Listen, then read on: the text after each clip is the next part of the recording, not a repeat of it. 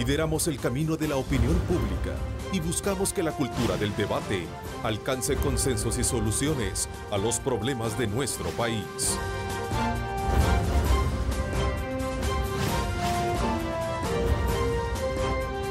Diálogo con Ernesto López. ¿Qué tal? ¿Cómo están? Un placer enorme saludarles a ustedes. Como siempre, bienvenidos a nuestra edición de este día miércoles 7 de junio y sobre todo también a canales 15, 19 y 21 cubriendo todo el territorio nacional. Bienvenidos, gracias por estar con nosotros este miércoles en nuestro programa. Aprovechamos conocer el trabajo que tiene una importante institución garantista precisamente de la seguridad jurídica de las propiedades en nuestro país, raíz e hipotecas, comercio e intelectual, entre otros servicios, y nos referimos principalmente a el Centro Nacional de Registro, conocido como CNR.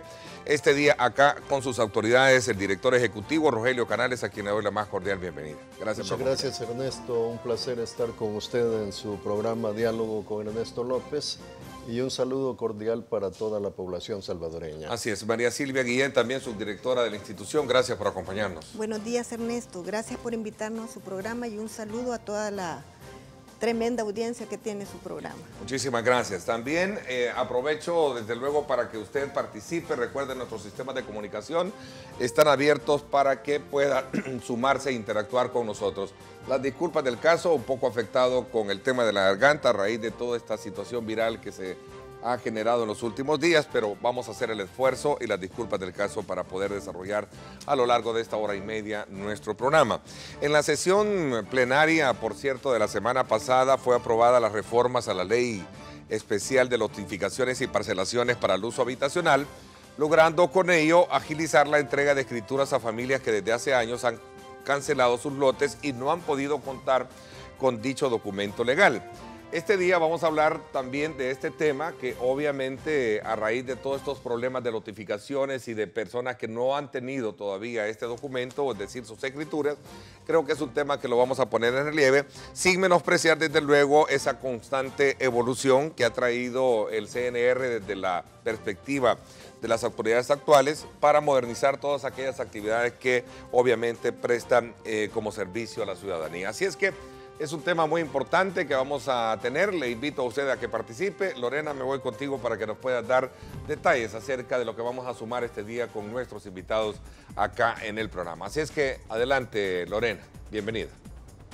Gracias, Ernesto. Un gusto saludarte a ti y a tus invitados. Como ya lo mencionabas, la semana pasada con 55 votos fue aprobada una serie de reformas a la ley de notificaciones que busca principalmente agilizar los procesos para que más familias sean dueñas del lugar en el que habitan. Veamos el reporte. ¿Cómo estaba? La ley exigía un 80% de los lotes inscritos para escriturar. Con la modificación, se reduce a un 50% para dar marcha al proceso en el Centro Nacional de Registros. Esa normativa fue creada hace 5 años. Sin embargo, las enmiendas han sido recurrentes debido a que miles de personas que compraron terrenos no lograban legalizarlos frente a los requisitos. Solventar estos obstáculos y darle a las familias seguridad jurídica para los lugares que habitan fue el motivo de este acuerdo político. Ernesto, las reformas también dejaron establecido que todas las instituciones gubernamentales, autónomas y municipalidades deben apoyar al Viceministerio de Vivienda y Desarrollo Urbano para agilizar los trámites.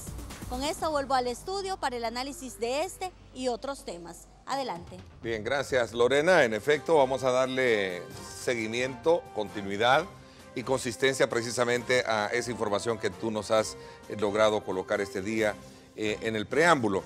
A ver, aprovecho la invitación @diálogo21, @Neto López Radio. Son las dos cuentas en Twitter que están disponibles para que usted participe y de esa manera usted pueda interactuar con nosotros. En esta pantalla, como siempre, le invitamos a usted para que de esta manera así ingrese a través de Facebook Live y usted pueda tener nuestra señal en vivo, abierta al mundo, en tiempo real.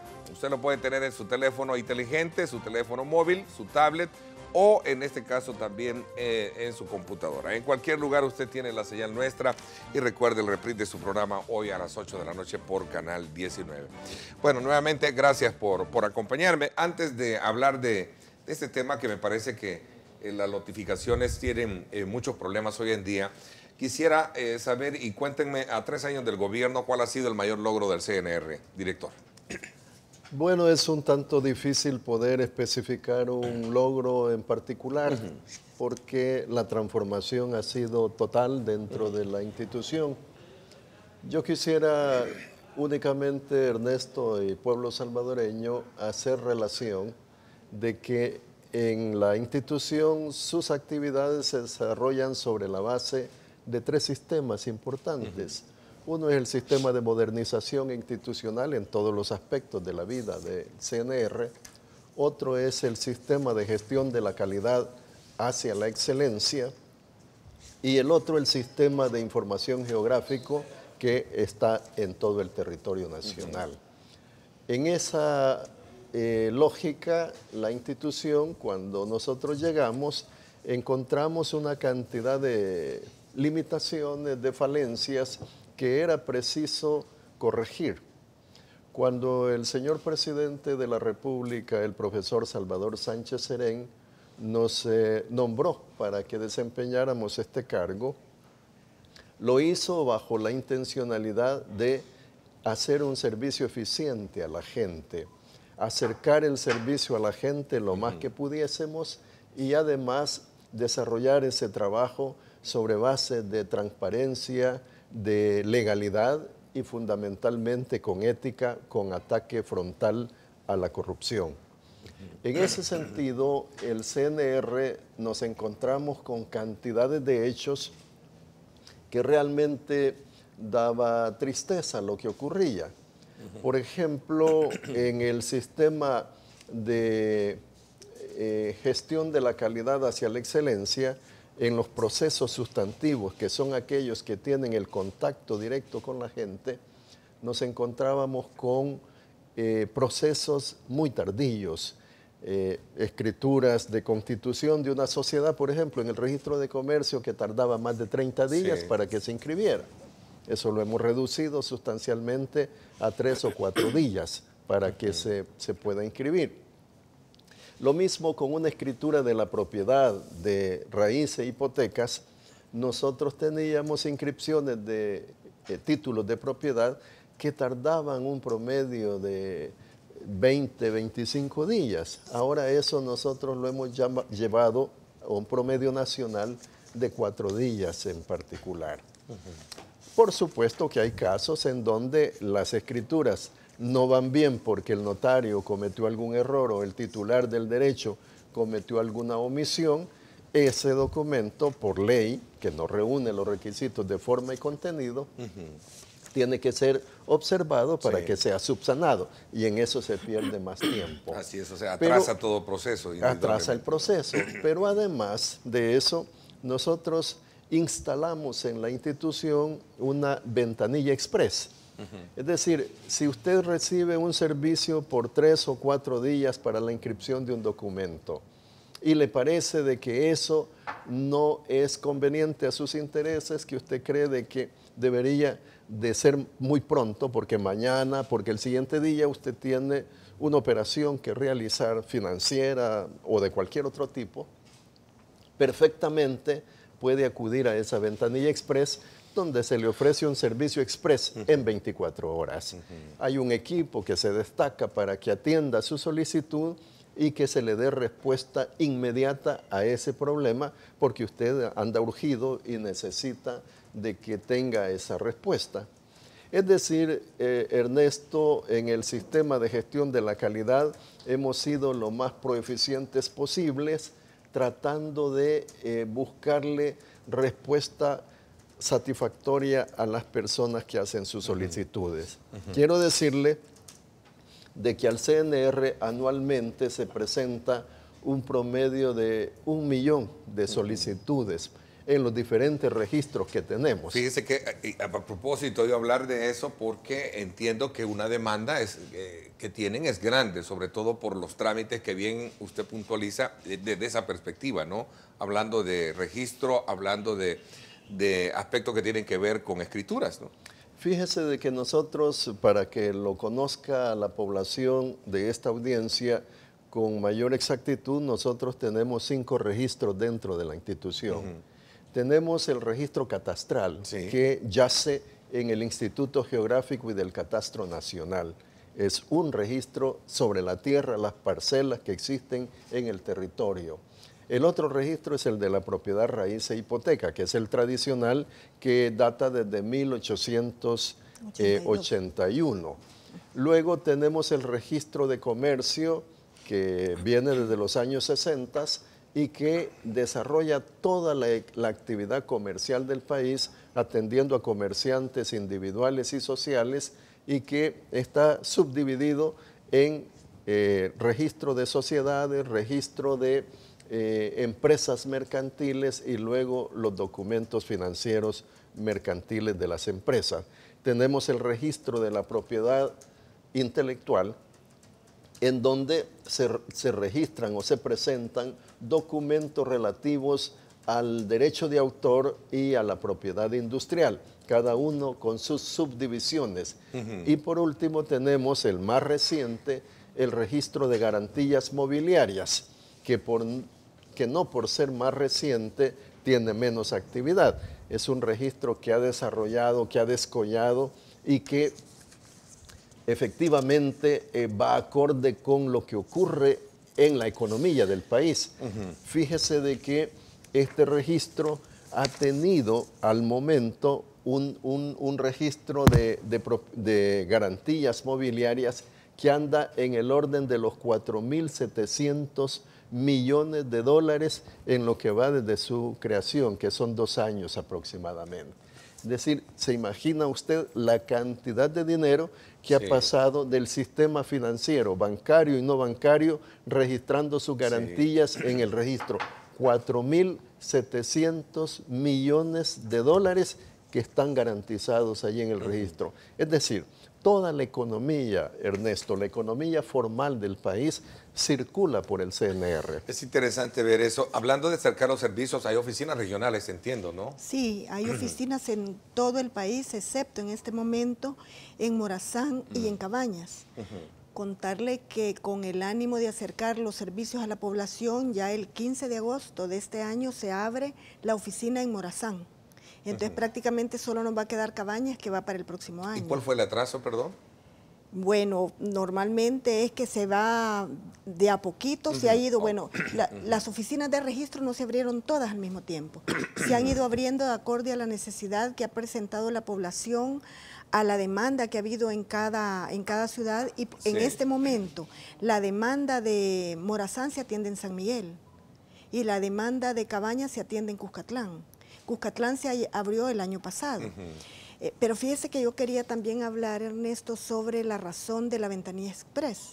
Como le decía el licenciado Canales, esa ventanilla tiene por objetivo que usted tiene una emergencia, yo necesito esa inscripción para mañana. Y nosotros, bueno, hay oficinas en este momento que le están respondiendo con inscribiéndole una propiedad en 2 días. Pero usted la necesita para mañana, porque mañana va a firmar un crédito, porque mañana usted necesita darlo como garantía para sacar a una persona que está en un centro penal. Entonces, ese trámite se hace de tal manera expedito que resuelva su problema, pero eso no le quita oportunidad a quien no puede usar esa ventanilla, porque esa ventanilla tiene un costo adicional. Porque debo aclararle que... Sí, por lo expedito que es, por lo rápido, exactamente, ¿no? Que el Centro Nacional de Registro, por ley, no puede prestar ningún servicio gratuito. Por ley tenemos prohibición. ¿Es autosostenible? Autosostenible, absolutamente. Hay un presupuesto de ustedes, depende. O sea que no recibimos un solo centavo del presupuesto general de la nación. Entonces, lo que le quiero decir es que a la población le tiene que quedar claro que el hecho que tengamos un equipo especial de personas para trabajar la ventanilla express ya en varias oficinas del país, empezando por San Salvador, no le quita agilidad al servicio normal, digámosle así, ¿verdad? Sino que, mire, cada una de las Cada una de las oficinas está en un plan de ser la mejor oficina del país. Y eso tiene como un punto de partida los tiempos de respuesta. Entonces, cada oficina está tratando cada día de mejorar sus tiempos de respuesta, tanto en lo que se refiere a propiedad raíz como al tema del catastro, ¿verdad? Pero igualmente en comercio y en los 5 registros que se tienen en institución, el ánimo es dar el servicio con mucha oportunidad, pero también con mucha calidez. Ese es un tema, el tema de atención al usuario ha sido para nosotros un tema fundamental. Nosotros que hemos sido usuarios de todas las oficinas públicas del país, sabemos de la necesidad que uno tiene de llegar a una ventanilla y que lo atiendan bien, ¿verdad? Que lo atiendan bien, que le resuelvan su problema, que le den una respuesta oportuna y adecuada. No lo hemos logrado absolutamente, pero vamos en un proceso acelerado de mejorar condiciones de trabajo. Y fíjese que la ventanilla express, que a mí también me resulta de una importancia capital, tiene otro objetivo, Ernesto. El CNR por años mantuvo una imagen de que por ahí se podían arreglar las cosas si se pasaba un billetito debajo de la mesa. Entonces, eso traía como consecuencia que se atrasa una escritura, pero para que yo se la pueda agilizar le va a costar tanto, ¿verdad? ¿Ese modelo corruptible ha sido eliminado? No, no ha sido eliminado absolutamente. Yo le voy a decir que la mayor parte del personal del CNR es un personal eficiente y muy correcto. Pero lamentablemente tenemos algunas manzanas podridas todavía. Hay todavía algunos. Todavía. Pero hay en el CNR, creo que uno de los logros más importantes que hemos tenido es que todos y todas en institución tengamos la percepción clara y segura de que lo mejor es que no nos metamos en ese tipo de problemas.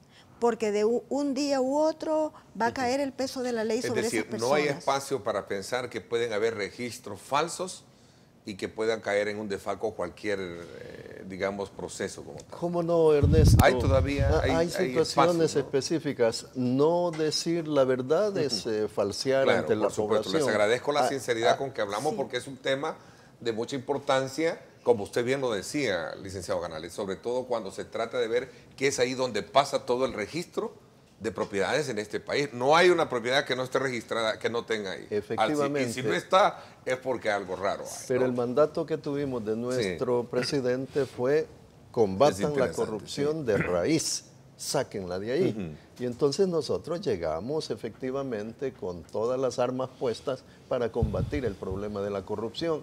Tenemos un convenio con la Fiscalía General de la República para todo caso que nosotros nos demos cuenta y que colinda con el delito, enviarlo inmediatamente a la Fiscalía para que el señor fiscal investigue ese caso y tome las medidas. Esta ventanilla express justamente tiene esa virtud, combatir esas prácticas indebidas en el hecho de que alguien llega, agilíceme por favor el trámite y aquí le doy este dinero. No, es más fácil que lo haga por la ventanilla express en 24 horas pagando un pequeño recargo y no tiene que pagar cantidades que muchas veces han sido hasta de miles de dólares que la gente por su necesidad ha tenido que presentar. Solo déme una oportunidad de aclarar algo. Fíjese que había ocasiones, Ernesto, en las cuales un documento llegaba bien elaborado, pero que yo se lo empezaba a entretener. Y se lo empezaba a entretener y usted llegaba a consultar su documento y yo le decía, mire, todavía no, es que mire, pero se lo puedo, si usted se lo puede apurar. Había una manipulación ahí. Había casos de eso. María Silvia se refería al hecho de apertura de otras oficinas y es que el mandato del presidente fue vayan y acerquen el servicio a la gente y dentro de eso tenemos esa programación. Incluso ha habido un recomendable de la Asamblea Legislativa que nosotros hemos atendido con mucho gusto a fin de que en el departamento de Cabañas se instale también una oficina del CNR, la oficina departamental. Ya lo tenemos programado para el próximo año. Hemos abierto oficinas en el departamento de Cuscatlán, en Morazán y vamos también para Cabañas. Y esto responde al hecho de que queremos que la gente tenga el servicio lo más accesible posible. Esto no se le dio importancia en el tiempo pasado, por desidia, por antipolítica, por lo que usted quiera. Nosotros queremos que nuestro país tenga el mejor de los servicios con prontitud y con cercanía. Pero también en el registro de comercio, todas las operaciones mercantiles, comerciales, se hacían en San Salvador. O sea que las personas desde Aguachapán tenían que venir a San Salvador, desde La Unión tenían que venir a San Salvador. Nosotros dijimos, eso es inaudito, cómo un usuario tiene que venir desde La Unión por venir a cambiar una página, por venir a cumplir con una observación. Dispusimos establecer oficinas regionales en Santa Ana y en San Miguel para las zonas occidental y oriental respectivamente. Allá se tramita todo, completo el proceso, no tiene la persona que venir a San Salvador y eso le genera economías de todo tipo. No perjuicio al medio ambiente, no desgaste personal, no inversión de dinero, no desgaste de vehículos, cuántas cosas están de por medio y desconcentración de ese servicio de la capital por diferentes razones que son muy importantes. A ver, y en el tema de registro de sociedades hay algo que en lo particular me llamó la atención, sobre todo cuando a raíz de toda la solicitud que se hacía de ciertas notificaciones con el caso del vicepresidente de la República y que no se habían presentado los balances financieros. No es obligación del CNR tener esos balances financieros, no hablo del caso per se, sino de otros casos que seguramente estarán ahí. Porque yo recuerdo que parte de la discusión era esa, mire, pero aquí demuestra de que estas sociedades no han estado activas porque no han presentado balance financiero, recuerdo que decía. Me gustaría que habláramos un poco de eso porque creo que y entendería que parte de la responsabilidad es tener ese control por parte de la institución. Otro aspecto que creo que es necesario abordarlo, aprovechando la presencia de ustedes, es que en el país se han dado casos de muchas estafas con el tema de las notificaciones, que no son legales. ¿Qué papel juega el CNR en esto? Vamos a la pausa y regresamos. Gracias por estar con nosotros. Recuerde, a las 8 de la noche el reprise de su programa por Canal 19. Y aproveche también la presencia acá de nuestros invitados para que usted pueda interactuar formulando los comentarios y preguntas que se necesitan para poder despejar dudas alrededor de la función que desarrolla el CNR. El Megadrón es gracias al patrocinio de Remesas del Sistema Fedecrédito. Vámonos hasta el oriente de la capital. Allá está el sector de Plaza Mundo y sobre todo la conexión de lo que sería el Boulevard del Ejército y en este caso el carril del Citrans. Para que usted tome en consideración cuál es el movimiento que se tiene en esta zona, ahí puede visualizar bien cuál es el tráfico que tenemos a esta hora, viniendo de San Salvador yendo de San Salvador hacia Soyapango, pues prácticamente tenemos bastante fluidez. Tenemos una pequeña carga vehicular en el sector de ingreso hacia San Salvador por el carril normal, así como también por el del Citrán. Así es que usted tome en consideración esto, gracias a nuestro patrocinador. El Megadrón es gracias al patrocinio de Remesas del Sistema Fedecrédito. Yo pienso de que hay mucho que hacer todavía. Mucha población pues que le ha ayudado de una u otra forma, ¿verdad? Pero sí les digo, pues tal vez faltaría algo que todavía, ¿verdad? Pues que le dé más fundamento, ¿verdad?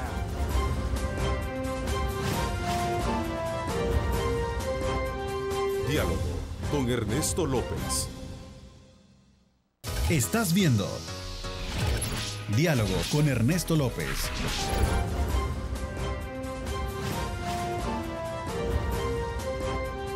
Diálogo con Ernesto López.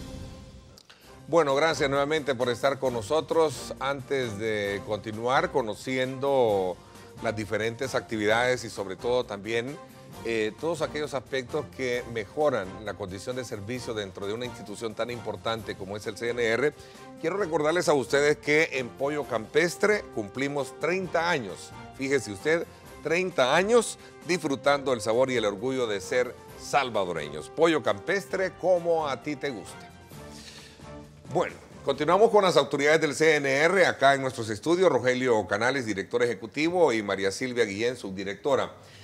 A ver, había dejado un poco esta pregunta que me parece que es interesante, aprovechar la presencia de ustedes para despejar cualquier duda que se presente, sobre todo cuando se trata de aquellas sociedades que se registran en el CNR y sobre todo también teniendo como antecedente o antesala un caso en el que se ponía en discusión si es, digamos, responsabilidad de ustedes vigilar que estas siguen activas o no activas a partir de la presentación de sus estados financieros año con año.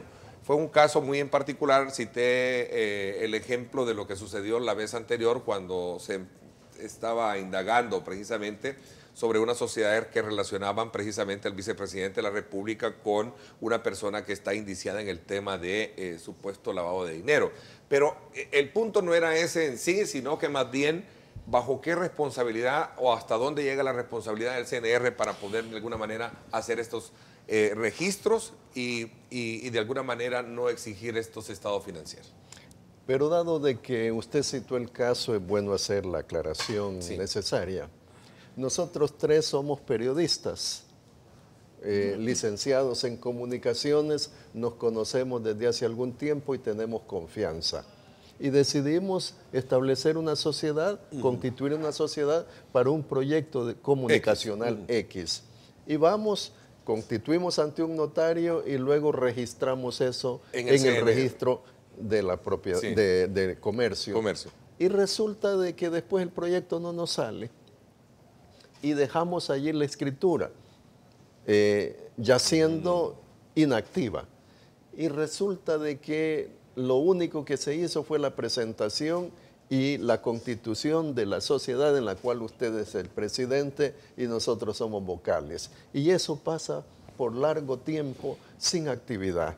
Usted, el registro no nos puede obligar que presentemos las renovaciones de matrícula, la renovación de las credenciales de la conducción de la sociedad y al mismo tiempo la presentación de balance. Eso ya depende de la voluntad del sujeto, en este caso un sujeto comercial.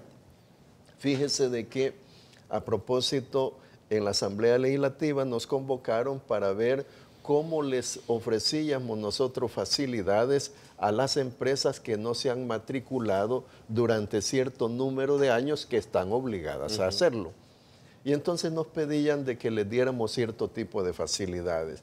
Pues bien, la Honorable Asamblea, en la Comisión de Economía y en el Pleno, se aprobó un decreto en donde se le permitía a las empresas la renovación de sus matrículas de comercio y se les dispensaba las multas y todo recargo que pudiesen tener durante los años anteriores para que fueran a matricular, pagando, por supuesto, las matrículas que corresponde a cada uno de los años, ¿no? De los años Eso anteriores. Es año con año. Sí.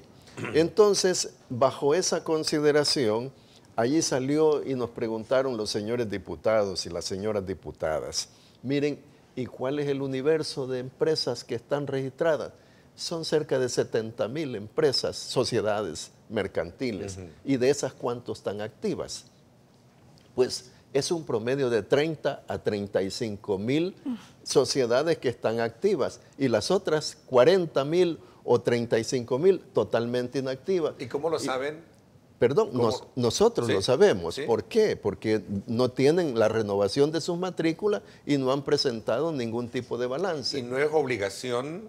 Es obligación del comerciante individual y social, pero no es obligación nuestra perseguir al comerciante que se registre. Si él no lo hace, se hace acreedor a una multa o un recargo, pero no estamos obligados nosotros a andar vigilando a ver quién sí y quién no. A que se registre, o sea, al que final se registre, una empresa obligarlo, está obligatoria. Vaya a registrarse. Sí, no, sí. Cuando él llega le decimos, bueno, muy bien señor, usted no ha renovado sus matrículas durante estos años.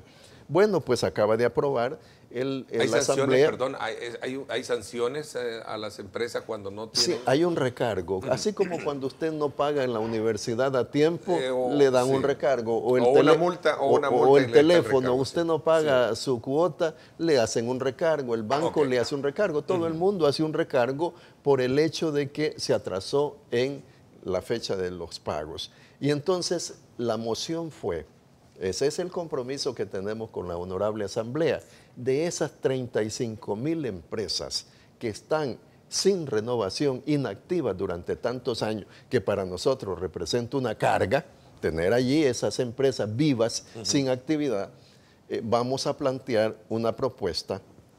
Ese es el compromiso de que aquellas empresas que tienen más de 10 años de estar inactivas, que entonces, si no se activan en este periodo que va al final de año, entonces tendrían como sanción la cancelación de esa entidad. María Silvia, hay una discusión en este tema de, llamémosle como de querer ir transparentando otros procesos de fiscalización y sobre todo cuando se trata de ver que si estas empresas no están activas, obviamente es porque también hay una especie de burocracia en todo ello. Esto lo he escuchado decir a muchos empresarios. Aquí es muy fácil montar una sociedad, pero desmontar una sociedad es complicado. Es complicado. ¿Será parte del problema? Mire, también, sin duda, porque es un procedimiento complicado que estamos también buscando el mecanismo que le decía el señor director para quitarle burocracia a ese procedimiento, pero no es todo, fíjense. Lo que pasa es que el ejemplo que él utilizaba de que abrimos una empresa, la inscribimos la sociedad, pero después no nos salió el negocio, entonces cada uno de nosotros se dedica a lo suyo y nos olvidamos de eso. Y como realmente no hay de la entidad CNR, que recuerde usted que el CNR con sus 5 registros es un monopolio. O sea que usted no puede decir, yo voy a inscribir una sociedad a otra institución, es en el CNR. Tiene que llegar ahí. Entonces resulta que como no pasa nada, porque el CNR no le va a poner una multa, ¿verdad? Mientras usted no llegue a querer activar no le pasa nada. Pero tampoco los socios de esa empresa han tenido necesidad de utilizar la herramienta empresa social, porque si usted necesita, por ejemplo, participar en una licitación, usted necesita solicitar un crédito como empresa, usted necesita tener los documentos al día. Sí. Entonces a usted le dice que ese montón de empresas que se crearon han quedado allí por descuido, porque también es caro, la disolución de una sociedad es cara, entonces lo más fácil es que ahí se quede. Entonces efectivamente para el CNR esa es una carga importante, mire. Ojalá que algún día se fuera a conocernos usted y se va a dar cuenta la cantidad de documentos que nosotros resguardamos. Y en este momento estamos buscando un mecanismo que permita, por un lado, bueno, se ha digitalizado casi el 80% de los documentos del CNR. Todavía falta bastante. ¿No ha sido ave de buena, digamos, de buena lid el tema de la digitalización? Claro, el tema de la digitalización es un avance importantísimo del CNR.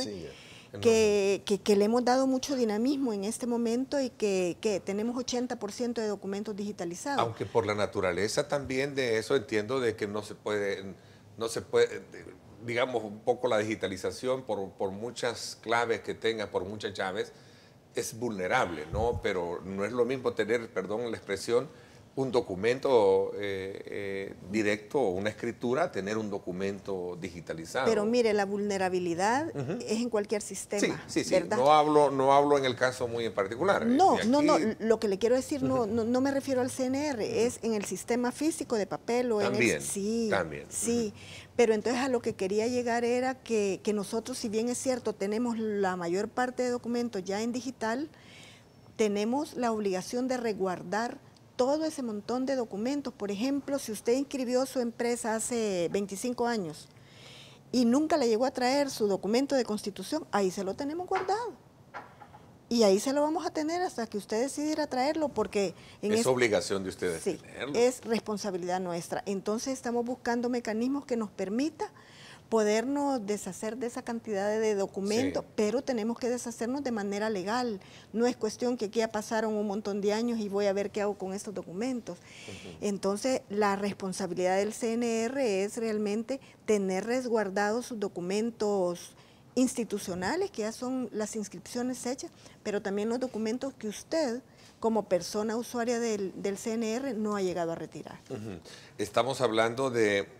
Son 5 registros los que tienen. 5 registros. 5. A ver, El registro catastral, el registro de la propiedad raíz, el registro de comercio, el registro de la propiedad intelectual y el registro de garantías mobiliarias. sí. Y ese es, ahí tienen, como decía María Silvia, el monopolio de todo, prácticamente, de todo aspecto que tenga que ver con registros, ¿no? Que efectivamente puede llamársele monopolio, pero que es la concentración de la actividad del Estado en función de la garantía y de la seguridad jurídica. Y la seguridad jurídica en el país, definitivamente. A ver, hablemos un poco, no sé si, obviamente estas reformas que se llevaron a cabo a la Ley Especial de Notificaciones y Parcelaciones para Uso Habitacional, ¿en qué consisten? Y sobre todo también, ¿qué papel juega el CNR? Y esto pónganle muchísima atención porque en el país se han llevado muchos chascos las personas que en algún momento compran con mucho sueño, con mucho sacrificio su lote y estas notificaciones no están. ¿Qué papel juega el CNR ahí? Y sobre todo también, ¿qué busca esta reforma que se aprobó la semana pasada en la Asamblea Legislativa? Un tema muy importante, me voy a la pausa comercial, regresamos. Hay muchas opiniones en contra del gobierno, buenas y malas. La verdad que necesita mejorar mucho el gobierno.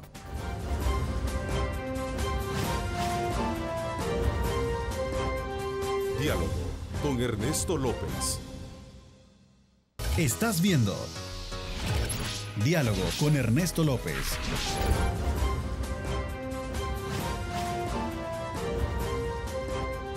Diálogo con Ernesto López. Bueno, gracias nuevamente por estar con nosotros. Saludos muy cordiales a quienes están desde luego desde ya emitiendo comentarios y preguntas que vamos a aprovechar el espacio para poder trasladársela a nuestros invitados. A ver, en el país se han dado casos de muchas estafas con notificaciones que no son legales. ¿Qué papel juega el CNR y qué tiene que ver precisamente con estos ajustes que se hicieron a la ley recientemente en la Asamblea Legislativa? De acuerdo a la Constitución de la República, el Estado tiene la obligación de garantizar la seguridad jurídica sobre la propiedad.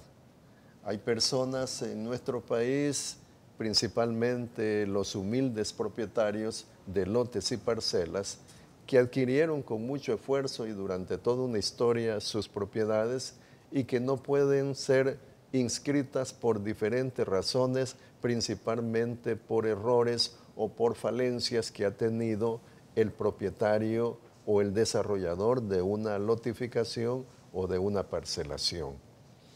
Resultó de que en el año del 2012 se estableció la ley justamente que se denomina de parcelaciones y lotificaciones para uso habitacional, que permite normalizar y regularizar las existencias de las distintas lotificaciones y parcelaciones.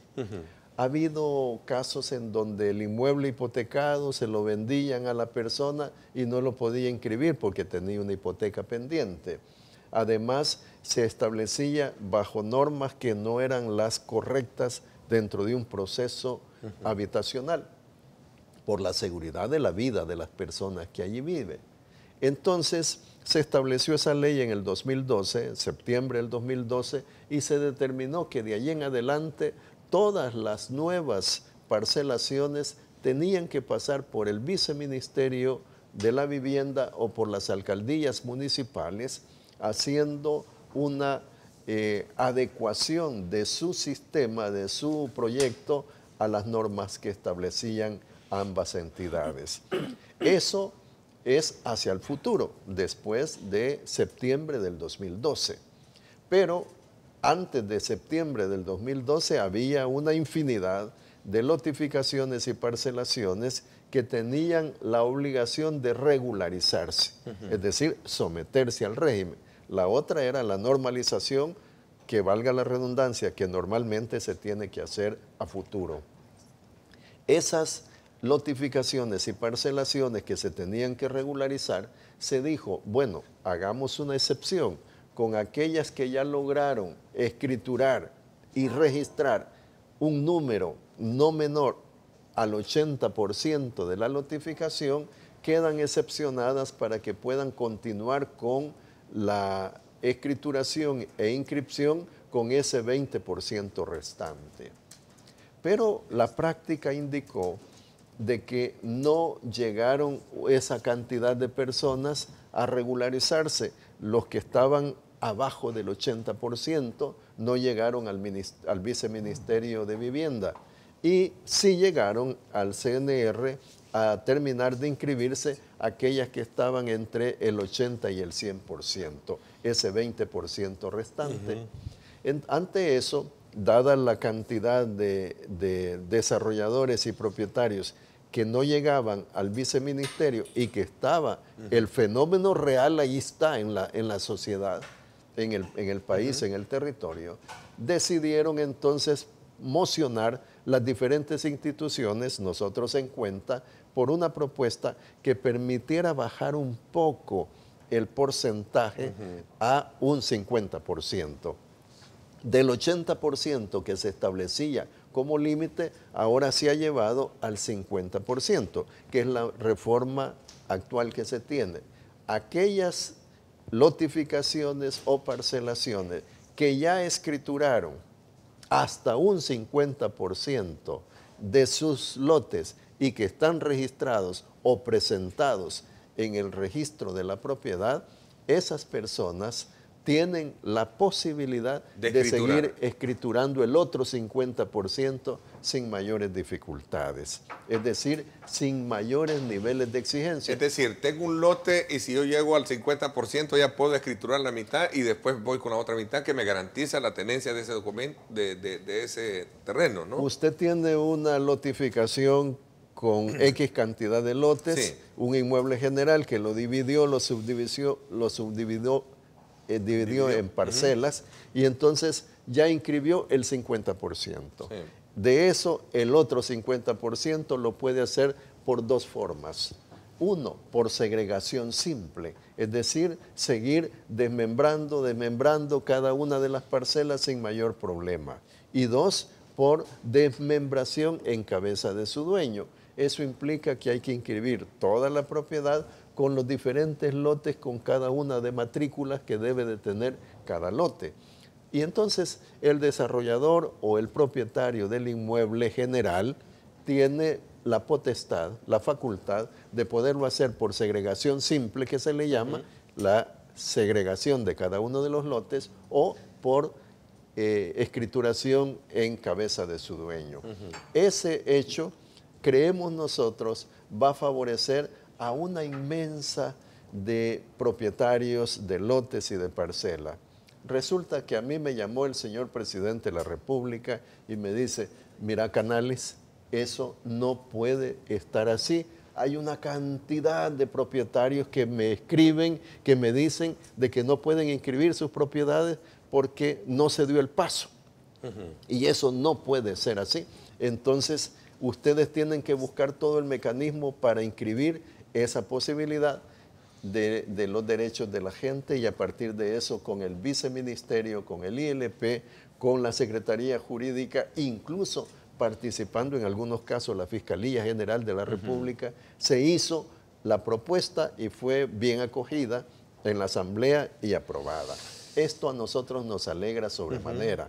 Hay cerca de 300,000 personas que están afectadas por esa situación y ahora, gracias a esta iniciativa conjunta interinstitucional, se logra superar. Esto no significa de manera alguna de que el desarrollador, el propietario del bien que hizo la urbanización, la lotificación, la parcelación, quede liberado de responsabilidades. Eso significa que aquellas obras de protección que tiene que hacer que destinar zonas para usos comunes, zonas verdes, recreativas, sí, etcétera. Que son otros requisitos. Tiene que cumplirlo. Esa es obligación. A ver, María Silvia, veamos el otro extremo de la moneda. Ernesto, pero déjeme que complete una cuestión. Fíjese que esos 300.000 parceleros de que habla Rogelio, se imaginará usted que gente que compró su lote posiblemente hace 30 años y que desde hace 30 años vienen pagando su lote y ya lo terminaron de pagar hace 10 años. Pero resulta que por una u otra razón legal no puede registrarlo y tampoco le pueden dar escrituras porque no le prueban los planos, por decirle algo, porque el CNR tiene intervención en dos momentos. En un primer momento, cuando a través del Instituto Geográfico Nacional aprueban el plano de la lotificación, y en un segundo momento, cuando ya viene para la inscripción en propiedad raíz. Pero resulta que recordará usted que hace muchos años no había normas que regularan las notificaciones. Usted tenía un inmueble, lo partía, lo repartía y le empezaban a pagar, y resulta que a este momento el dueño de esa notificación ya se murió y ahora los herederos dicen, si es que eso se lo pagaron a mi papá, ¿y yo por qué voy a resolver ese problema? Sí. Entonces usted tiene que hay gente que pagó sus lotes, pero que nunca los va a poder legalizar. María Silvia, estamos hablando de situaciones que están pasando hoy en día. Claro, claro.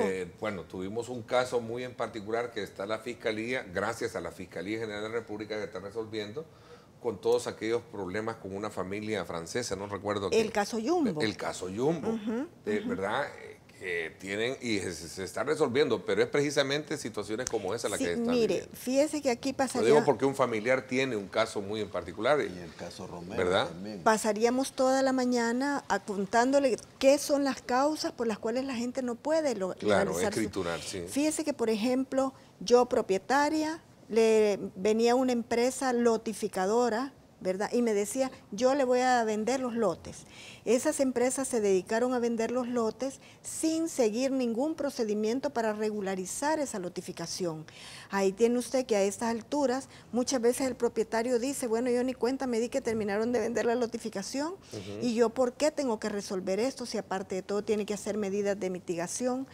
Pero entonces, con esta medida que se ha tomado y con esta disposición de la Presidencia de la República, que es una política de lograr que a corto plazo se logre legalizar estas notificaciones, porque se imaginará usted que hay proyectos gubernamentales a los cuales la gente no puede tener acceso porque no tiene la escritura de su propiedad. Hay proyectos incluso de organizaciones sociales para agua potable, para electricidad, para mejora de vivienda, a la que no pueden tener acceso porque no tienen la escritura inscrita. Entonces ahorita una de los grandes objetivos que tenemos en CNR es viabilizar la posibilidad para que esta gran cantidad de gente pueda inscribir sus inmuebles. Y de hecho, las oficinas, cada una de las oficinas del CNR en este momento tiene la tarea de identificar aquellas grandes notificaciones que hay en su departamento para revisar desde catastro y desde registro qué medidas se pueden tomar para agilizar la inscripción de esto. Entonces ahí estamos en un esfuerzo interinstitucional con la gobernación, con el ILP, con el Fondo Social para la Vivienda, con todas las instituciones que tienen que ver con propiedad de la tierra, ¿verdad? Y con el derecho a la vivienda, para que estas notificaciones realmente se logren inscribir y la gente pueda concretar su sueño de tener bajo su almohada su escritura de propiedad inscrita. A ver, desde que entró en vigencia la ley de extinción del dominio, de alguna manera creó mucha expectativa y muchas dudas, y aprovecho para preguntarles a ustedes cómo es el proceso o cuál es el trámite y la consistencia legal que hay cuando inmediatamente por un proceso judicial pasan a ser propiedad del Estado. En el caso muy en particular, la más reciente, el caso de las propiedades del expresidente Francisco Flores, que por cierto, hoy se están conociendo, el periódico La Prensa Gráfica destaca mucha fotografía de estas propiedades. ¿Cuál es la situación en este caso? Mira, en ese caso además del sensacionalismo que algunos medios de comunicación provocan, hay un régimen especial de esa ley de extinción de dominio que ha creado también una jurisdicción especial. Hay una jueza o hay un juez encargado de aplicar la ley de extinción de dominio. Esta ley es, a nuestro entender, una consecuencia de una práctica indebida que se ha tenido por un personaje en la historia. Enriquecimiento ilícito. Eso puede ser enriquecimiento ilícito, pero también puede ser lavado de dinero, pero también puede ser una situación de vinculación con el mundo del crimen organizado y a saber cuál procedencia ilícita hizo de que ese personaje acrecentara su patrimonio inmobiliario y de otros bienes. Entonces, así como en el régimen público hay 13 instrumentos, uno, el referido al enriquecimiento ilícito, otro referido al lavado de dinero y el tercero, que es de reciente creación, la ley de extinción de dominio. Este tiene dos efectos cuando se aplica esa ley. Uno es el de la medida cautelar precautoria por medio del cual la jueza ordena incautar, inmovilizar un inmueble determinado, que es lo que ha estado ocurriendo con una cantidad de acciones que se hacen por parte de la jurisdicción. Se establece un Consejo Nacional para la Administración de esos bienes. Algunos casos de esos, cuando están en esa etapa, por la naturaleza misma del bien, puede ser que se lleve a realización para tener esos fondos e incorporarlos al Fondo General de la Nación. Pero además está la sentencia final que se da en el proceso de la ley de extinción de dominio, en donde habiéndose comprobado la responsabilidad del personaje, sea funcionario público o un particular, que se ve de que no justificó legalmente la procedencia de sus bienes, puede perfectamente aplicarse.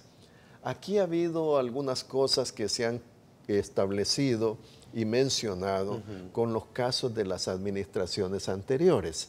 En el gobierno de la República se dijo, miren, pero esto ya se prescribió la acción. Prescribió la acción en cuanto a enriquecimiento ilícito. Y hablamos, por ejemplo, de la administración del señor Cristiani. Ese ya, por el tiempo que ha pasado, prescribió la acción con respecto al enriquecimiento ilícito. Lo mismo ocurre con Armando Calderón Sol y podría ser de que algunos funcionarios de la administración de Francisco Flores. Pero lo que no prescribe inmediatamente es lo referente al lavado de dinero. Es decir, si hay una procedencia ilícita del dinero y luego se lleva a blanquearse en otra forma, y eso se debe de deducir la responsabilidad. Y mucho menos prescribe el hecho de la aplicación de la ley de extinción de dominio. Vamos a ver, señor Cristiani, ¿cómo entró usted a la presidencia? ¿Con qué patrimonio usted ingresó? ¿Y cómo salió? Y aquí tenemos esta responsabilidad, que usted no puede justificar ese patrimonio que tiene y lo enriqueció ilícitamente. Bueno, ya prescribió, pero no prescribe la acción de extinción de dominio. Justifique o de lo contrario le aplicamos la ley y le incautamos. Entonces hay dos momentos. Uno, el de la incautación inicial, que es una medida precautoria, así como cuando a una persona le hacen un embargo en los bienes. Cuando se le embarga una propiedad a una persona, no significa que ya le quitaron la propiedad. No, esa es una medida cautelar. Pero ese es en el embargo. En el embargo, y es lo mismo en la intervención que se hace aquí. De dominio. Se lo incautan. En el primer momento. En el primer momento. Hay una discusión en eso y qué buen punto al que hemos llegado. Porque una persona la detienen, la procesan, no está todavía vencida en juicio, pero ya le intervinieron sus empresas. Sí, entonces le han intervenido. Por ejemplo, veamos el caso de Elías Antonio Saca, el expresidente de la República, el expresidente... El señor empresario Adán Salazar, por ejemplo. Sí, pero tomemos el caso más connotado. Hay una discusión ahí, hay un debate interesante. Y entonces viene y el Estado interviene a través de la Ley de Extinción de Dominio. Usted muy bien lo ha dicho, la Constitución de la República establece: nadie puede ser despojado de su propiedad sin antes haber sido oído y vencido en juicio. Eso es lo que dicta la norma constitucional. Viene esto y se le incauta, es decir, se le inmoviliza su propiedad y se desarrolla el proceso de la Ley de Extinción de Dominio, en donde usted tiene que justificar qué ha pasado con eso legalmente, de dónde provino ese patrimonio. Pero el Estado toma el control, o sea, yo pierdo el control y es el Estado el que toma el control. Exactamente. ¿Y quién responde por esa? Mire, y yo ahí quisiera intervenir. Interesante, buen Fíjese punto, que yo no puedo despojarme de mi calidad de defensora de derechos humanos, no puedo. Bueno, y la felicito. La semana pasada regresó como presidenta de FESPAD, ¿verdad? Sí, muchas gracias. Así es que la felicito, la nueva presidenta de FESPAD. Sí. Así es que la vamos a tener más seguido acá también, hablando de temas de derechos humanos. Voy a la pausa y le doy la palabra para que nos ampliemos, porque sé que nos podemos hablar muchísimo de esto. En la Asamblea incluso hay un debate que ya está por emerger, que tiene que ver precisamente con ese tema de la Ley de Extinción de Dominio, frente a aquellos procedimientos o procesos judiciales donde la persona se detiene, se captura, pero todavía no está vencida en juicio, ¿verdad? Entonces yo creo que es importante escuchar la opinión de ustedes, que aparte de ellos son abogados y pueden ayudarnos a entender y comprender mejor este tema. Vamos a la pausa. Gracias por estar con nosotros.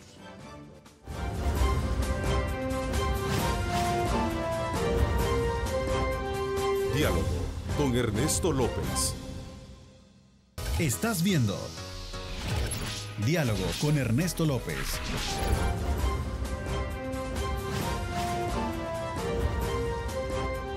Diálogo con Ernesto López. Bueno, gracias nuevamente por estar con nosotros. Poco a poco llegamos a temas muy álgidos, como es el caso de la Ley de Extinción de Dominio, que está muy de moda ahora, sobre todo aplicadas a aquellos funcionarios o exfuncionarios que, bajo la sospecha de haber cometido ilícitos, óiganse bien, bajo la sospecha se les aplica esta ley. Y aquí hay un debate, obviamente, que no podemos, y aprovechando la presencia de ustedes, como lo decía anteriormente, que son abogados, para poder comprender realmente qué es lo que está pasando. En la Asamblea, por cierto, ya hay voces de algunos diputados que están pretendiendo reformar la ley, y de alguna manera con mucha justificación, sobre todo porque mientras nadie, como lo dice la Constitución, es oído y vencido en juicio, no puede ser culpable.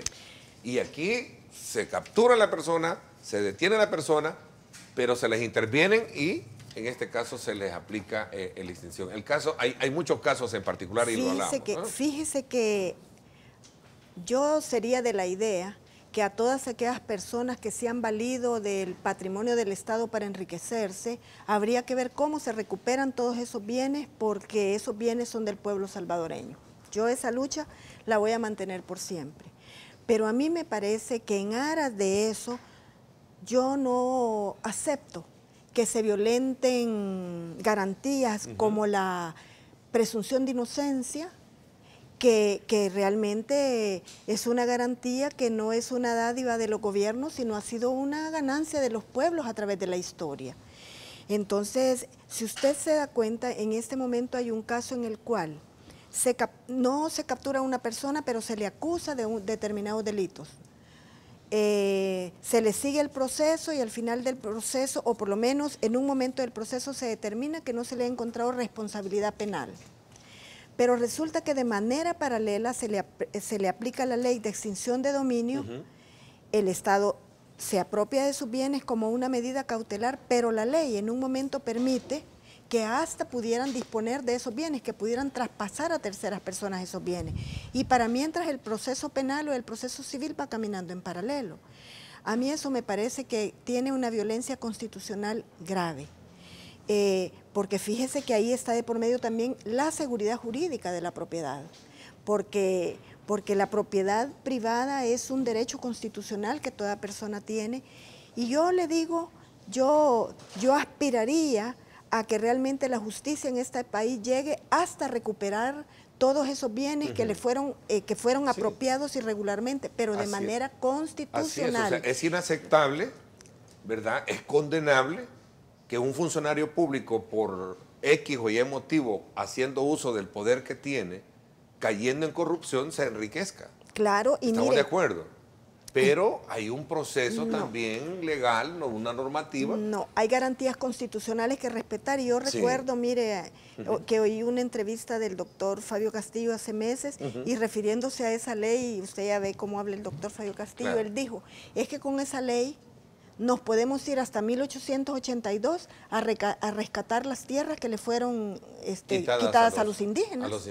O sea, así a mí me parece absurda, pero que está trayendo consecuencias de inseguridad jurídica y de violencia a la presunción de inocencia. Pero es bueno decir sobre esto, Ernesto, lo que usted muy bien expresaba. Las cosas mal habidas no pueden ser toleradas. Estoy de acuerdo. No pueden ser toleradas. Y si alguien saqueó al Estado, debe restituir esos bienes al Estado. Eso no lo podemos nosotros aceptar ni desde el punto ético ni desde el punto legal. Fíjese de que en la Constitución de la República, o en el ordenamiento jurídico, mejor dicho, existe un principio de supremacía constitucional. Eso implica que la Constitución está por sobre cualquier ley de la República, incluso sobre ciertos tratados internacionales. Es la Constitución la que determina por dónde camina el ordenamiento jurídico en el país. El artículo 235 de la Constitución establece que todo funcionario civil o militar, antes de tomar posesión de su cargo, protestará bajo su palabra de honor ser fiel a la República. Cumplir y hacer cumplir la Constitución, ateniéndose a su texto, cualesquiera que fueren las leyes, decretos, órdenes o resoluciones que la contraríen, prometiendo además el exacto cumplimiento de los deberes en el cargo. Si hay una ley secundaria que contraría ese principio de inocencia, que contraría el principio de que, leo la otra disposición de la Constitución que está aquí, que en el artículo 11 de la Constitución establece: ninguna persona puede ser privada del derecho a la libertad, a la vida, a la libertad, a la propiedad y posesión de sus bienes. Es decir, ninguna persona puede ser antes privada sin antes haber sido oída y vencida en juicio. Bueno, y viene una ley y le dice, aquí le vamos, sin haberlo vencido, a incautar sus bienes y además los vamos a vender. Y ese producto lo incorporamos al erario o al fondo de la nación. Nos parece que es una aberración de inconstitucionalidad. En ese caso, nosotros creemos que es buena la ley de extinción de dominio, magnífica oportunidad que tiene el Estado para aquellos casos que ya se dice prescribieron, para que se aplique y se investigue y se llegue hasta el final.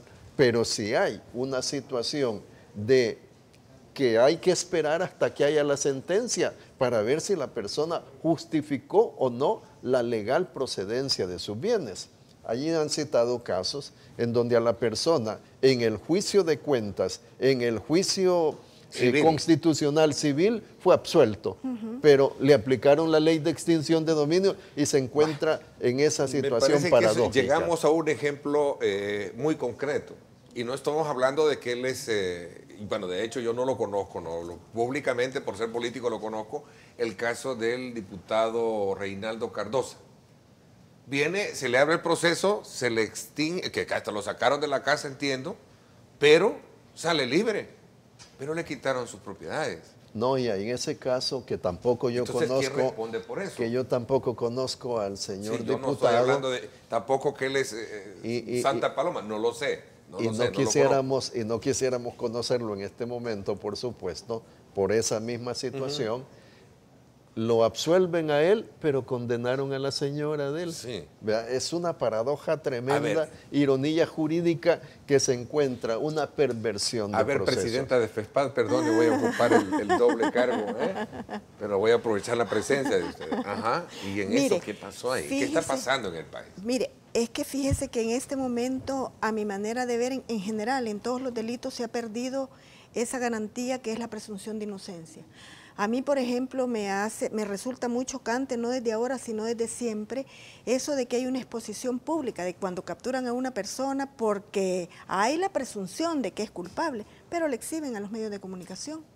Es que eso es una violencia gravísima, la presunción de inocencia, porque imagínese usted, ha habido casos en los cuales esa persona ha logrado demostrar su inocencia, la prensa ya no está interesada en sacarla con la misma exposición y decir, sí, una noticia de este porte. Pero también es importante decir, mire, a mí me preocupa qué va a pasar si aquí hay una demanda de inconstitucionalidad, entiendo ya, contra la ley de extinción de dominio. Entonces, aquí me parece que hay una fragilidad constitucional muy grave de todos estos procesos que se están siguiendo con base en esa ley. No, yo me pongo a pensar. La ley es buena. Es buena. O sea, yo creo que es buena, buscarle la inconstitucionalidad, si lo existe, ok, pero ¿sabe qué? Pero debe de existir algo, si no también vamos a hacer un reino todopoderoso para corruptos acá, ¿no? Debería ser consecuencia de. O sea, aquí debería de haber procesos ágiles, procesos civiles y penales ágiles que permitiera decir esta persona es culpable y como consecuencia le vamos a aplicar la ley de extinción de dominio. Pero no puede ser que de manera paralela estén verificando mi culpabilidad, pero al mismo tiempo me estén aplicando la ley de extinción de dominio. Pero ojo en eso, Silvita, señores televidentes, Ernesto. Es decir, hay quienes se escudan en que las acciones ya prescribieron. El enriquecimiento ilícito prescribió y entonces yo me quedo con todo lo mal habido. Todo lo que yo hice mal habido. Y hizo una riqueza espantosa, dejando al Estado y dejando a la población al descubierto con una cantidad de derechos y garantías. Pero es que ese es el debate, precisamente ahí están todas las ahí cosas entra que... la ley de extinción de dominio y hay que darle el baño de constitucionalidad. Claro, ¿verdad? Pero hay mecanismos que permiten, si ahorita efectivamente no me van a poder aplicar la ley de enriquecimiento ilícito porque ya prescribió, pero sí hay mecanismos por los cuales la investigación que se puede hacer se logra determinar que efectivamente el dinero que yo tengo es mal habido, no me van a poder aplicar, pero hay una comprobación de eso, ¿verdad? Porque no se ha podido justificar, se ha seguido todo un procedimiento y poder decir, no se puede justificar. No me van a aplicar la ley de enriquecimiento ilícito, pero ya me comprobaron que en mi patrimonio hay bienes que no tienen una lícita procedencia. Justificación. Pues entonces ahí se justifica la ley de extinción de dominio, pero no de manera paralela a mi manera de ver. A ver, ahí hay otro tema. Y llevarlo ese caso hasta su resolución final, en donde se comprueba efectivamente esta persona no justificó la procedencia de sus bienes y en consecuencia le extinguimos el dominio de estos bienes. El problema de inconstitucionalidad puede ser en el hecho de que se le incauten los bienes en forma preventiva y ya se disponga de ellos y ya se realicen y se incorporen los fondos al... ¿Y es en el caso ahora de estos que estamos hablando? Sí. ¿Ya pasan al Estado? Sí, claro. Y ¿sabe qué, Ernesto? Yo no nada más estoy velando por los intereses de estoy de acuerdo. X yo sé personas. que aquí no estamos defendiendo a pícaros o lo que sea, perdóneme la expresión. También estoy velando por los intereses del Estado. Perdón, estoy velando también por los intereses del Estado. Sí. Estoy velando porque el Estado siga procesos robustos constitucionales para que no se vaya a caer, porque ¿sabe qué puede pasar? Que en un momento dado, con el paso del tiempo, cambian los criterios judiciales, legales, todo esto se puede caer, se va a revertir y otra vez vamos a regresar de nuevo al punto de a la partida. Impunidad, a la impunidad. Y correcto. Aprovechando eso, hay impunidad en acciones que se están realizando en niveles de ordenamiento constitucional en el país. Por ejemplo, los señores honorables de la Sala de lo Constitucional han dictado una serie de resoluciones que ponen en riesgo la seguridad jurídica y que ponen en riesgo la seguridad constitucional y la seguridad legal en el país. Esto para nosotros es una situación muy problemática porque estamos llegando al caos jurídico en donde lo que impera es la incertidumbre. ¿A qué nos vamos a tener en este país? Nos vamos a tener a la Constitución de El Salvador, que es el parámetro fundamental sobre el que debemos de realizar nuestras acciones, o nos vamos a tener a disposiciones y resoluciones que hoy por hoy están enunciándose y diciéndose que son correctas, pero que después puede ser que se examinen y ya no se diga que son correctas. Aquí se ponen en cuestión políticas de Estado que existían y se dice eso fue incorrecto, vamos a juzgar y a someter a juicio a estas personas cuando lo hicieron bajo el lineamiento de una política de Estado.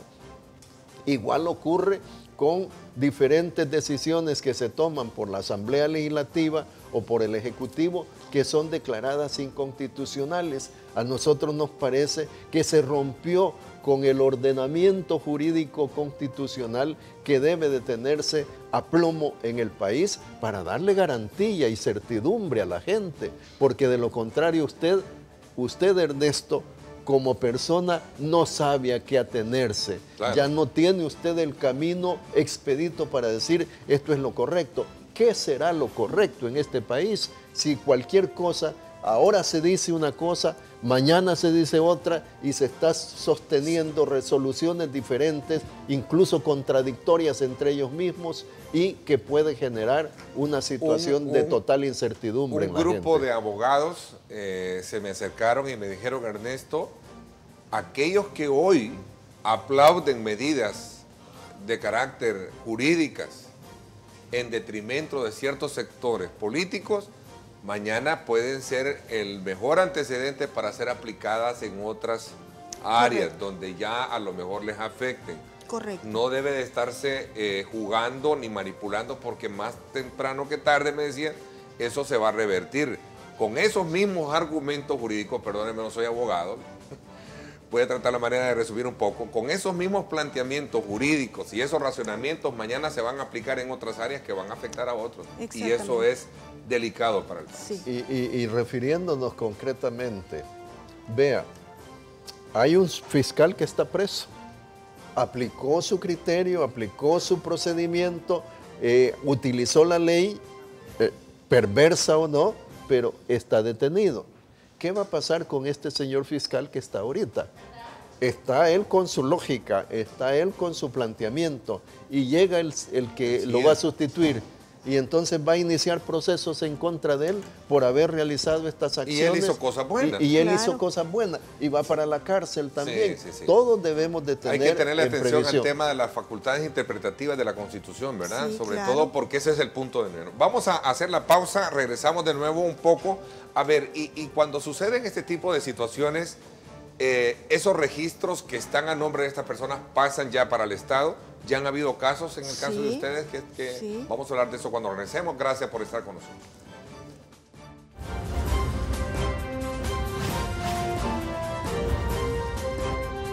Diálogo con Ernesto López. El futuro es imaginar, es pensar en grande. Prepárate hoy, estudia en la UFG y amplía tus oportunidades. UFG, tecnología, innovación y calidad.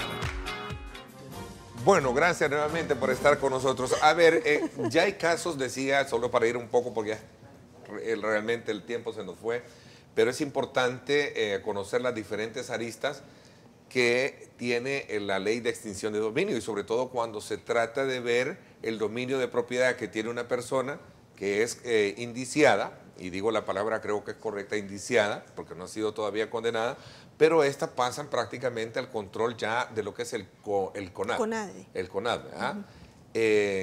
¿Quién responde por lo que en el juicio, si esta persona sale libre, cómo recupera o realmente se les quita, pasan a ser propiedad del Estado estos bienes? A ver. Yo solo quería concluir el apartado anterior sobre el descalabro constitucional y el descalabro del ordenamiento jurídico en el país. ¿Cuál es la certeza, la certidumbre que tenemos para desarrollar las acciones en este país? No lo sabemos. Ahorita estamos sujetos al criterio de ciertas cabezas en la aplicación de sus decisiones. Y esto puede ser gravísimo. Ya decíamos, hay un fiscal que está detenido, este fiscal puede ser procesado posteriormente porque al criterio del que llega cometió acciones que no deben de ser consideradas como legales. Igual sucede con los honorables magistrados de la Sala de lo Constitucional. Hay denuncias en contra de ellos porque ciertos sectores consideran de que han prevaricado, de que han cometido actos arbitrarios y se han presentado denuncias en la Fiscalía General de la República.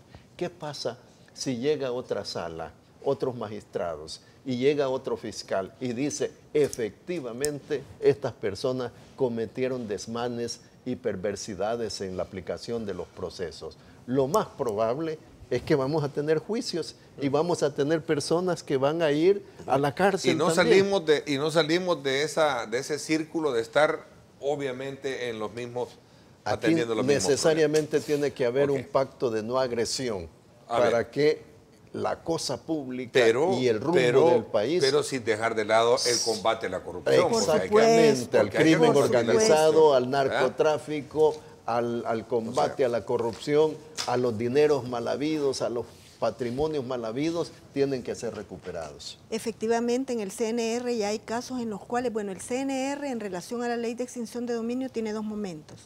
Inmediatamente que se inicia un proceso de extinción de dominio, se le pide información al CNR sobre los bienes que tiene una determinada persona. Y luego, cuando ya hay resolución en base a esta ley, ya hay inmuebles de estas personas que han sido traspasados ya a favor del Estado de El Salvador, concretamente al consejo, a este consejo que se ha creado con base en la ley de extinción de dominio. Pero fíjese que yo quiero... Perdón, Silvita, el aforismo, las resoluciones judiciales se cumplen, sí. Pero fíjese que yo también quisiera regresar un poco a la persecución de la corrupción, Ernesto. Yo creo que ese es un tema que como ciudadana salvadoreña debo de estar, pero con todo, porque se persiga la corrupción. Pero fíjese que a mí me parece interesante que cuando ustedes como periodistas aquí platican con personas, yo a veces he oído que dicen, es que en este gobierno hay una persona que dijo, hay hemorragia de corrupción. Yo creo que sería interesante que ustedes preguntan, ¿y quiénes? Y yo creo que es importante que aquí realmente a estas personas que están hablando que aquí todo es corrupción, que vayan a la fiscalía y que denuncien, porque la corrupción no se viene a comentar a los medios de comunicación, se denuncia en la Fiscalía General de la República con nombre y apellido. Aunque la percepción de la población, según las últimas 3, 4 encuestas que tenemos, es que en el país domina el tema de la corrupción. Claro, y cómo no, con todas las experiencias que se han tenido en los gobiernos anteriores, pero que además hay una campaña permanente de decir la corrupción que hay en este gobierno. Mire, así como hicieron algunos ministros de este gobierno de ir a denunciar a la Fiscalía a funcionarios anteriores, sería importante que se pongan nombres y apellidos. Sobre esa base yo quisiera un par de cositas. Vea, ¿cómo estamos en este país? Significa que mientras estuvo gobernando Arena en las 4 administraciones anteriores, aquí se vivía excelentemente en este país. Significa de que ellos no cometieron ningún error, significan que dejaban realizar sus actos a la población, que había una política en función de todos los intereses del país, o lo que ha ocurrido, que conocemos toda esa historia de casos sonados de corrupción que han estado dándose atribuidos a esos funcionarios, personas que han sido perseguidas, un presidente muerto, un presidente que está preso. Hay una cantidad de hechos que están funcionarios de distinto, perseguido el alcalde de tal lugar, del consejo municipal de tal. Es una cantidad de hechos que han ocurrido que están denotando la actuación de un régimen anterior. Ahora veamos lo que ha ocurrido con este gobierno que viene desde el 2009 y que va hasta el 2017, en este momento 8 años de estar. ¿Qué es la percepción que tiene la población? bueno, es una percepción negativa, pues eso puede estar respondiendo a ese bombardeo constante que hacen los medios de comunicación en la mentalidad de la gente, que ahora las cosas están peor que como estaban antes. Antes era el paraíso, no. Antes, a mí me parece que era una situación infernal de corrupción galopante que se dio. Ahí están saliendo en las informaciones, en los recibos, en cantidades de partidas de uso, partidas secretas. Cuando Mauricio Funes llega al poder, se eliminan las partidas secretas. Y desde entonces hay control de la Corte de Cuentas. El tiempo se me fue, comenzamos hablando, pero yo creo que es importante haber tocado el tema de la ley de extinción de dominio y que obviamente nos ha llevado a tocar otros aspectos o estas otras aristas que tiene. Les agradezco el que me hayan permitido conversar sobre estos temas y seguramente más adelante los invito para que hablemos sobre temas de país también. Muchas gracias. Muchas gracias. Gracias y felicidades también por ese nuevo nombramiento, ¿verdad? Muchas gracias. Sería segunda gestión, ¿verdad? Antes fui directora ejecutiva. Directora ejecutiva, Sí, ahora la presidencia. Qué bueno. Gracias. Muchas gracias. Por mi parte, esto es todo por hoy. Pásenla bien y como siempre recuerden lo más importante, amar a Dios sobre todas las cosas. Lideramos el camino de la opinión pública y buscamos que la cultura del debate alcance consensos y soluciones a los problemas de nuestro país.